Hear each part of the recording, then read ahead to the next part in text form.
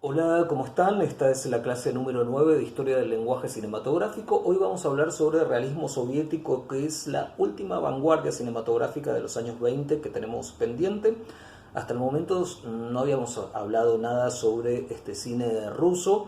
El cine ruso tiene sus primeros pasos allá por el año 1896, cuando llegaron unos operadores de los hermanos Lumière a registrar, a grabar la coronación del zar Nicolás II. Nosotros no vamos a abordar las primeras décadas del cine. En aquel entonces estamos hablando del cine de la gigantesca ex Unión Soviética. Vamos a focalizar más que nada a partir del año 17, después de producida la Revolución de Octubre del año 1917, que bueno, significó el avance del socialismo en aquella latitud y la particularidad de un cine que se va a encaminar al no solo a la divulgación de historias, sino también a un cine fuertemente orientado como propaganda política, propaganda ideológica. Eh, a ver, el gobierno ruso fue el primer gobierno en el mundo que entendió la importancia del cine en la cultura de masas y la posibilidad también o la chance de utilizar el cine como elemento de propaganda política, propaganda ideológica. De hecho, Lenin, líder de la Revolución Soviética, afirmó hacia comienzos de la década del 20 que el cine para ellos era el arte más importante.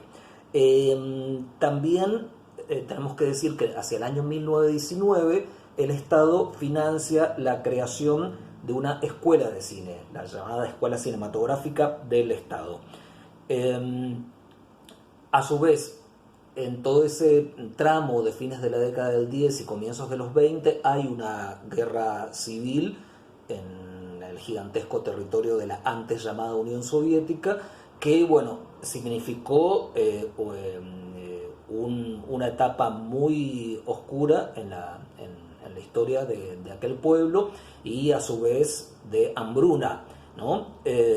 Una vez que termina esa guerra civil, sí empezamos a hablar de este cine plenamente revolucionario con algunos referentes que es importante nombrar. Por un lado lo tenemos a Lev Kuleshov, que fue el creador del célebre laboratorio experimental, y él y tantos otros directores de cine ruso de aquella época van a trabajar sobre todo sobre el montaje como herramienta que puede moldear no solo una historia, sino que también puede darle una determinada significación o pregnancia ideológica y política.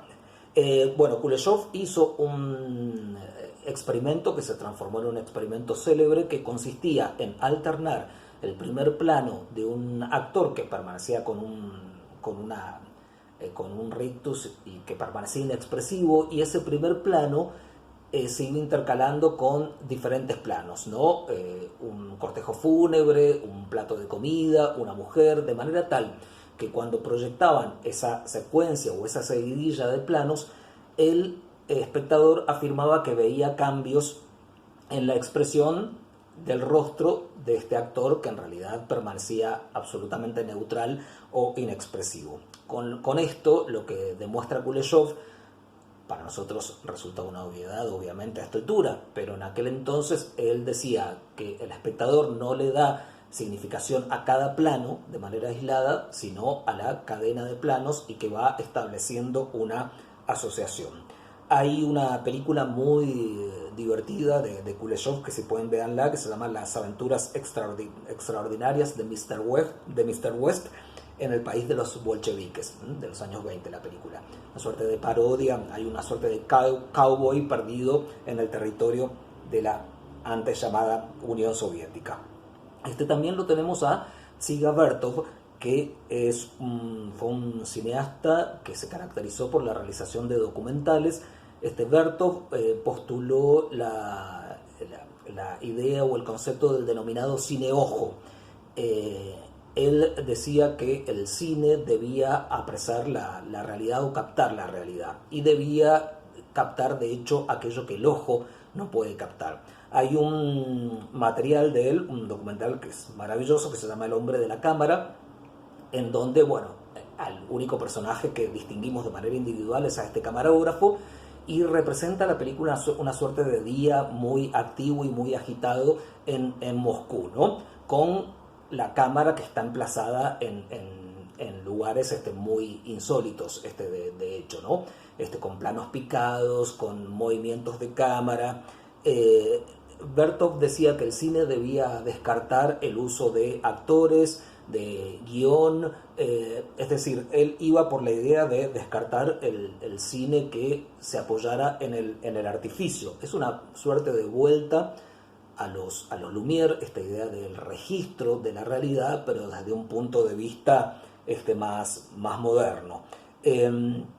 Hay buenas películas de Bertov, entre ellas decíamos El hombre de la cámara o Tres cantos sobre Lenin. Es un director que influyó muchísimo sobre el cine documental, ¿no?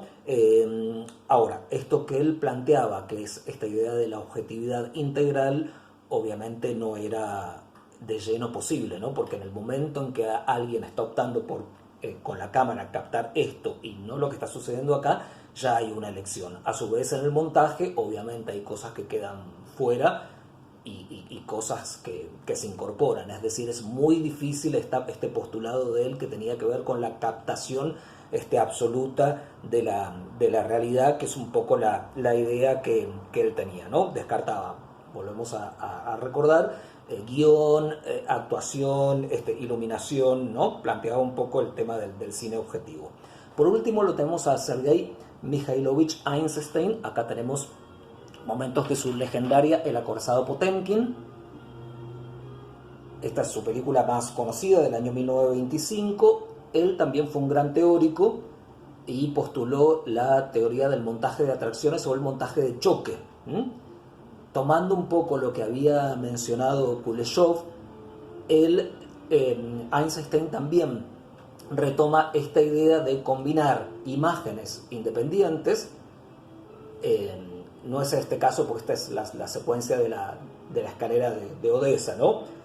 Pero en algunos momentos del acorazado Potemkin y en algunas otras películas de Eisenstein tenemos esta operación, característica del montaje de choque o el montaje de atracciones, que consistía en el empalme, ¿no?, de dos imágenes distintas, ¿no? La imagen A, que podía ser una imagen en un determinado contexto y en un determinado tiempo. La imagen B podía ser una situación totalmente distinta en otro tiempo y en otro contexto de situación.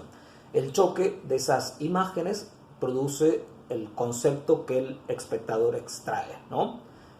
La teoría del montaje de atracciones o del montaje de choque decía, de la combinación de dos elementos cualitativamente distintos, surge, de la combinación de dos elementos surge un tercero cualitativamente distinto. Había una influencia de los ideogramas japoneses, si vieron que son esos ideogramas que también la fusión de una imagen y de otra supone la extracción de un determinado concepto. Bueno, Eisenstein, a su vez, antes de desembarcar en el cine, había estudiado física, bellas artes, había incursionado, se había tentado por el mundo del psicoanálisis. De hecho, estuvo a punto de inclinarse plenamente a dedicarse a eso. También formó parte del Ejército Rojo. Una cosa que no les dije hace un ratito es que el cine también, más allá de oficiar como vehículo de propaganda política, también fue una suerte de elemento alfabetizador, porque en lo que era la Unión Soviética de aquel tiempo había una gran porción de la población que estaba analfabeta, y las proyecciones llegaban a lugares remotos de aquel gran territorio a través de trenes, vagones en donde se proyectaban películas. Retomamos entonces el tema del montaje de atracciones. Lo pueden ver claro en una película de Eisenstein que es previa al acorazado Potemkin, que es La huelga. En La huelga hay un momento en donde hay unos trabajadores que están planteando justamente un paro, una huelga, y son reprimidos por tropas zaristas, ¿no? por fuerzas. Y esta represión está combinada con animales sacrificados en un matadero, ¿no? Entonces, bueno, nada, el empalme o el linkeo de imágenes nos resulta evidente ahora, pero para un espectador de aquel momento, el tema de saltar de un contexto distinto de imágenes a otro, sí o sí siempre hay una suerte de operación. Es paradójico porque este tipo de montaje que se utiliza un poco para generar esta idea de internalizar un concepto, Eisenstein decía que el recorrido de la imagen debía ir de la imagen al sentimiento y del sentimiento al concepto, ¿no? Que es un poco la teoría del choque o del shock. Fíjense, ellos lo utilizaban con estos fines de propagar la ideología socialista, pero paradójicamente con el paso del tiempo este montaje de choque donde más se ha utilizado es, por ejemplo, en la publicidad, donde vemos todo el tiempo este tipo de montaje, bueno, o en el videoclip por ejemplo. Bien, seguimos con el acorazado Potemkin, que fue su peli, decíamos, más conocida. Está basada en un acontecimiento real, la sublevación de unos marineros que iban en una gran embarcación y les habían dado alimento en mal estado. Esta escena, esta secuencia, que es la más célebre, la de la escalera de Odessa, bueno, esa matanza no existió en realidad, pero bueno, es una gloria absoluta esta escena, ¿no? La película está estructurada siguiendo los moldes de la tragedia clásica en 5 actos. De hecho, cuando empieza cada acto hay un intertítulo donde va indicando qué acto es. El momento pico de tensión dramática está en el penúltimo acto, que es este que estamos viendo aquí. Y hay algunas nociones interesantes, ¿no? Fíjense esta escuadra que va avanzando sobre esta población civil. En ningún momento se les ven los rostros, ven que están captados o de espaldas o en contrapicado sin que se vean las caras, para volver más inhumanas a estas fuerzas que están armadas ahí avanzando, masacrando a la población, ¿no?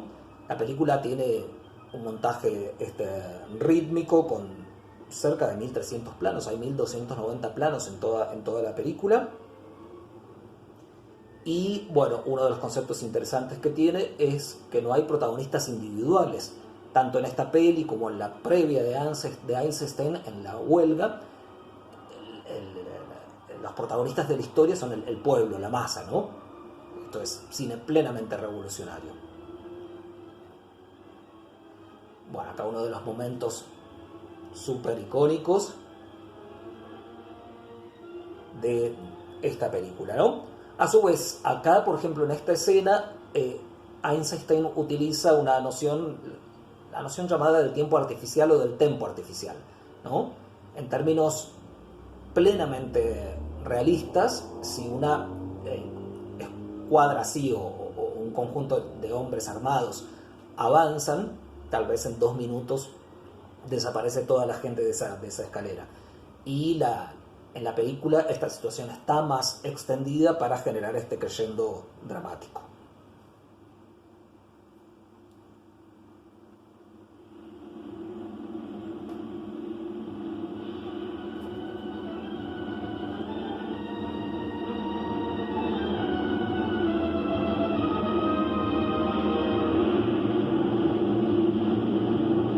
Bueno, ahí lo que les decía, ¿no? De una puesta de cámara muy inteligente para evitar que se vean los rostros de esta escuadra agresora, ¿no?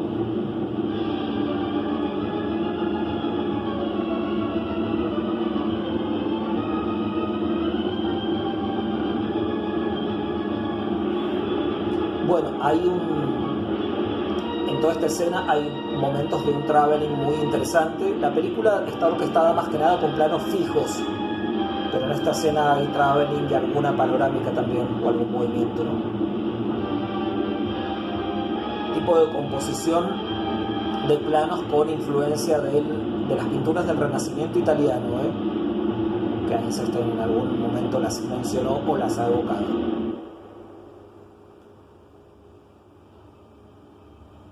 Bueno, aquí tal vez el momento más legendario en donde viene esta madre con este niño en brazos, con su hijo en brazos, y le pide a estos hombres armados que paren, ¿no?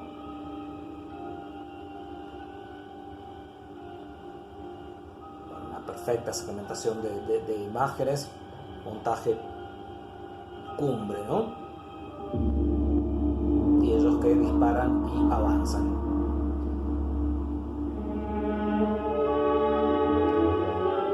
Bueno, luego en medio de este avance también está el legendario momento en que le disparan a una madre que está con su bebé, con su coche en el cochecito, y el coche que cae por las escaleras, que es también un momento legendario que ha sido de hecho hasta recreado en películas como Los Intocables de Brian De Palma.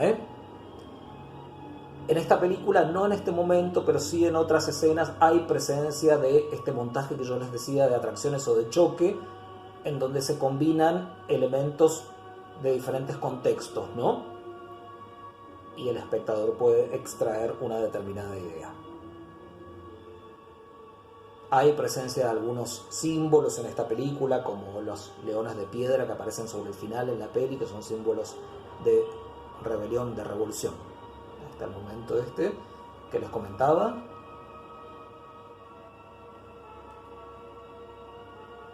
El maquillaje de esa madre tenía todavía como una suerte de impronta medio expresionista, ¿vieron? Con esos ojos sombreados, como de alguna manera hay un contacto en algunos elementos, ¿no?, de las vanguardias. Igual esta peli obviamente nada tiene que ver con el expresionismo, ¿no? Bueno, y aquí el coche que cae. Muy bien. Luego, después de esta película, Einstein hace Octubre, que es una película que estuvo destinada a conmemorar el 10º aniversario de la Revolución del año 17. Una película para Octubre, contó con gran presupuesto. Es una película que tuvo que montar entera porque estaba toda la disputa en el poder entre Trotsky y Stalin, y una vez que se confirmó el triunfo de Stalin, Einstein tuvo que quitar escenas en las que aparecía Trotsky, ¿no? También vuelve sobre el concepto de masa como protagonista, Muy bien. Y luego lo vamos a abordar un poco, que fue de Einstein ya luego en los años 30, ¿no?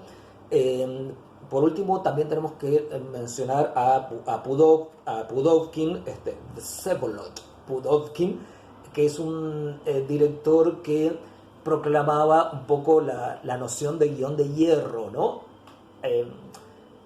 A contramano de lo que planteaba Einstein, en donde el cine se terminaba de delinear y de configurar en el montaje, Pudovkin, al decir que había que trabajar con un guión de hierro, él ya tenía configurado el montaje perfectamente en el guión y en el guión técnico o encuadre, ¿no?